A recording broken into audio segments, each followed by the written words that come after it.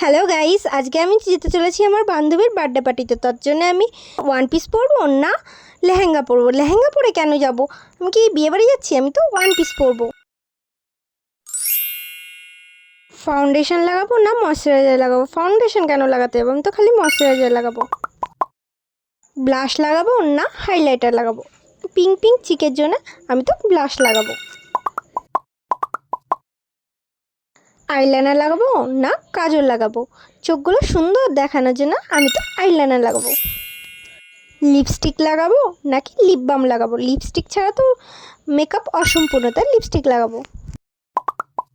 বান্ধবীর জন্য গিফট নিয়ে যাব নাকি খালি হাতে যাব? বান্ধবীর জন্য গিফট নিয়ে যাব। আমি তো পুরোপুরি রেডি বান্ধবীদের বাড়ি নিমন্ত্রণ খেতে যাওয়ার জন্য। তো তোমরা যদি ভিডিও ভালো লাগে চ্যানেলটাকে সাবস্ক্রাইব করে একটা লাইক করে দিও। টাটা।